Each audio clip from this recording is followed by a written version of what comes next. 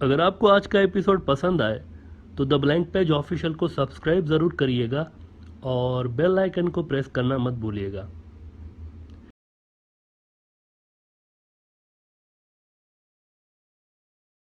Nineteen 47 में India का financial hub Mumbai नहीं वेस्ट बंगाल हुआ करता था। कलकत्ता इंडिया का सबसे अमीर शहर और वेस्ट बंगाल इंडिया की अमीर तरीन रियासतों में से एक था। लेकिन आज ये इंडिया के जो गरीब तरीन स्टेट्स हैं उनमें से एक है। 1947 से लेकर 2000 तक यानी साल 2000 तक पूरे इंडिया की एवरेज पॉवर्टी लाइन हुआ करती थी 26.7%। लेकिन इस अरसे के दौरान वेस्ट बंगाल की पॉवर्टी लाइन इंडिया की एवरेज पॉवर्टी लाइन से भी ज़्यादा थी यानी कि 27%। जो स्टेट कभी अमीर तरीन हुआ करती थी वो सिस्टमेटिकली नीचे लाई गई। उसका बिजनेस जो था, उसकी जो इंडस्ट्री थी गुजरात में और मुंबई में और कुछ साउथ इंडिया में बड़ी सफाई के साथ ट्रांसफ़र की गई। लेकिन यहाँ वाले जो भक्त हजरात हैं भारत माता की जय बोलते रह गए। बहरहाल जी, ममता बनर्जी के उभरने से एक रेजिस्टेंस की सियासत ज़रूर देखने को मिली है वेस्ट बंगाल की जानिब से अपने साथ होने वाले इस अन्याय पे। और यही वजह है कि फिर इनके आने के बाद जो पॉवर्टी रेट है वेस्ट बंगाल का ये डिक्लाइन होना शुरू हुआ है ग्रेजुअली। लेकिन आज हम पॉवर्टी पे बात नहीं कर रहे। वेस्ट बंगाल के अंदर बाकी के पूरे इंडिया की तरह बढ़ती हुई बेरोजगारी पे बात करेंगे। लोगों को नौकरियां नहीं मिल रही। एक बड़ा क्राइसिस वहाँ भी पैदा हो चुका है। जॉब मार्केट वहाँ की भी बहुत ज़्यादा डाउन हो चुकी है। कल हमने आपके साथ बीबीसी की एक रिपोर्ट शेयर की थी कि कैसे मध्य प्रदेश रियासत में मध्य प्रदेश स्टेट जो है इंडिया की, इसमें 15 छोटी सरकारी नौकरियों के लिए पियोन और ड्राइवर और इस तरह की नौकरियों के लिए 15 नौकरियों 10,000 लोगों ने इंटरव्यू दिया था। 10,000 लोग ऑन 15 जॉब्स। लेकिन वेस्ट बंगाल के अंदर भी हालात इंतहाई ख़राब हैं। ये जो गुमराह कुन प्रोपेगेंडा किया जा रहा होता है ना आरएसएस और बीजेपी के गुंडों की जानिब से कि गैर कानूनी बांग्लादेशी वेस्ट बंगाल में घुस के आते हैं, यहाँ पर रोज़गार करते हैं, यहाँ वालों का हक खाते हैं, ये एक बहुत ही बड़ा फ्रॉड है। ये बहुत ही बड़ा झूठ है जो कि बीजेपी आरएसएस के गुंडों ने अपने सियासी फ़ायदों के लिए गढ़ रखे हैं।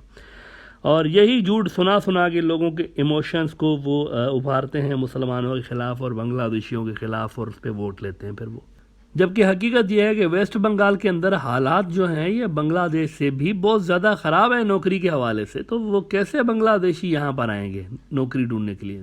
देखें, इंडिया के अंदर जो अनएम्प्लॉयमेंट का रेट है ये 6% है और बांग्लादेश के अंदर उससे कम है 5.2% कोविड के बावजूद। So Bangladeshis don't need to go to West Bengal to find job. उनके पास ऑलरेडी बेहतर मार्केट मौजूद है। ईटीवी भारत की आप ज़रा ये खबर देखें कि 21,521 industrial units shut in West Bengal in 5 years says state government report. 2016 से लेकर मित्रों 2021 तक वेस्ट बंगाल की 21,521 21,521 उनके जो कारखाने हैं, उनकी जो फैक्ट्रियां हैं ये बंद हुई हैं 5 सालों के अंदर अंदर। अगेन पाकिस्तान का डेटा नहीं बता रहे आपको, बांग्लादेश का डेटा नहीं बता रहे, वेस्ट बंगाल की सरकार का डेटा है कि भाई हमारी तरफ 21,521 जो फैक्ट्रियां हैं वो बंद हुई हैं। अब आप ये बताएं कि इन 21,521 यूनिट्स में कितने लाख लोग काम करते होंगे जो कि बेरोजगार हुए होंगे पिछले 5 साल में। तो जब वहाँ नौकरियां ही नहीं है, वहाँ पर इंडस्ट्रीज बंद हो रही हैं, तो बांग्लादेश के लोग क्यों जाएंगे वहाँ पर भाई? उस मुल्क में क्यों जाएंगे, उस स्टेट में जहाँ का एम्प्लॉयमेंट रेट बांग्लादेश से कम हो? ये याद रहे कि एक वक्त था 1947 से पहले और उसके बाद भी कई सालों तक when West Bengal used to be the largest job providing state in the India. अब कोई ये भी कह सकता है कि ये तो देखें ना कोविड की वजह से बंद हुए होंगे ना 21,521 यूनिट, ये तो कोविड की वजह से बंद हुए होंगे, कोई ये कह सकता है। तो नहीं, ऐसा नहीं है, ऐसा नहीं है। वेस्ट बंगाल के अंदर ये सिलसिला इंडस्ट्रीज़ के बंद होने का सिलसिला 2010 से बहुत ही तेज़ हो चुका है, ख़तरनाक हद तक तेज़ हो चुका है। और ये याद रहे कि ये वही वक्त है जब बीजेपी और आरएसएस की लीडरशिप में गुजरात और नॉर्थ इंडिया की जो इंडस्ट्रीज हैं इनको ऊपर लाया जा रहा था। ये वो वक्त है 2010 और ऑनवर्ड्स। आप ज़रा अब 28 दिसंबर 2013 का इंडिया का ही ये अखबार देख लें, बिजनेस स्टैंडर्ड। इन्होंने 2013 के एंड में रिपोर्ट किया था कि West Bengal saw 97% decline in industries since 2010। जब यहाँ पर ये हो रहा था ना, इंडस्ट्रीज़ का बेड़ा गर्क हो रहा था, 97% इंडस्ट्रीज़ वैसे 2010 से 2013 तक वहाँ पर डिक्लाइन हुआ पर रिपोर्ट हुआ था। अब ये इंडिया का खुद का अखबार वो रिपोर्ट कर रहा है।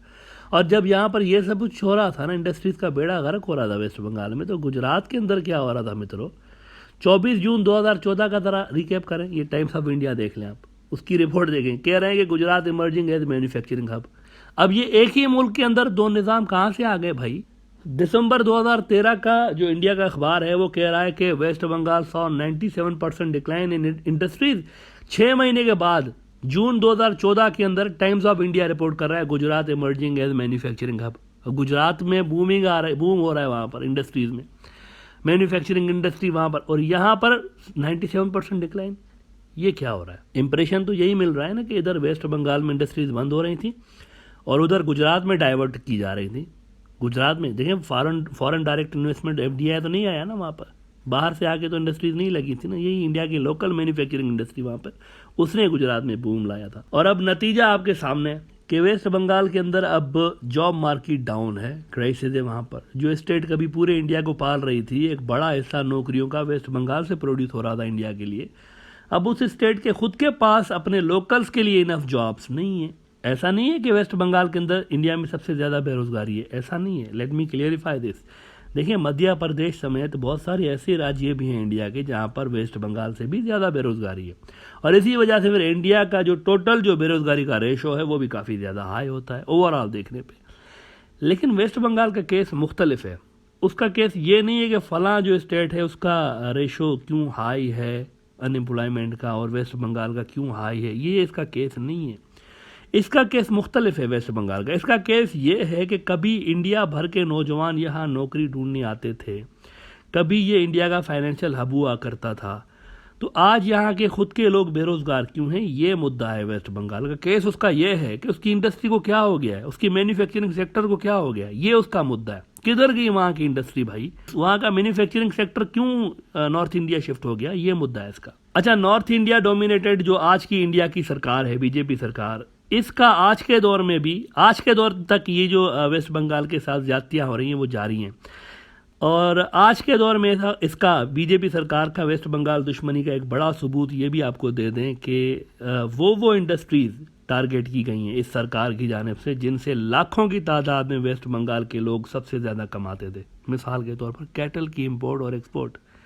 कैटल की, आपको पता है सबसे ज़्यादा बेनिफिशियरी कौन था इस इंडस्ट्री का? वेस्ट बंगाल के फार्मर्स, वो लोग जो थे वेस्ट बंगाल के जो बिजनेसमैन थे वो सबसे बड़े बेनिफिशियरी थे। ये बांग्लादेश को सबसे ज़्यादा एक्सपोर्ट करते थे। इसको बंद कर दिया गया, कैटल की जो इंपोर्ट एक्सपोर्ट है उसको बैन लगा दिया गया, और एज अ रिजल्ट बांग्लादेश पर तो कोई असर नहीं पड़ा। वेस्ट बंगाल के लाखों लोग बेरोजगार हो गए, इस वक्त हाथ पे हाथ रख के बैठे हुए। मोदी सरकार ने बिना इनका कोई अल्टरनेट जॉब, अल्टरनेट इनका रोजगार क्रिएट किया, बिना रातों रात इन पे इनकी इंडस्ट्री पे बैन लगा दिया और इनकी इंडस्ट्री तबाह करके रख दी। लाखों बंगाली जो वेस्ट बंगाल के हैं उन्होंने एक रात में उनको बेरोजगार कर दिया इस पे बैन लगा के। इसी तरीके की बेशुमार इस तरह की इंडस्ट्रीज हैं जो कि डायरेक्टली रिलेटेड थी वेस्ट बंगाल से, उनको शट डाउन किया गया है या फिर उनको ट्रांसफ़र किया गया है नॉर्थ इंडिया की तरफ। एक तो उनको क्लोज़ किया गया ना, जैसे ये कैटल इंडस्ट्री है, ये तबाह होकर रह गई है बिल्कुल, और इसके साथ जो लेदर इंडस्ट्री थी और दूसरी जो इस तरह की इंडस्ट्रीज थी तबाह होकर रह गई वेस्ट बंगाल के अंदर। एज अ रिज़ल्ट वहाँ पर बेरोज़गारी बढ़ती जा रही है। और बांग्लादेश के अंदर एज वी सेड, इंडिया की जो अगर आप बेरोज़गारी का रेशो देखेंगे उससे बांग्लादेश का रेशो कम है।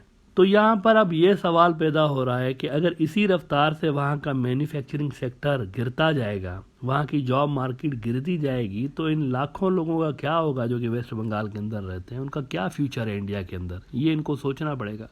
वेस्ट बंगाल के अवाम को सोचना पड़ेगा कि उनका फ्यूचर क्या है।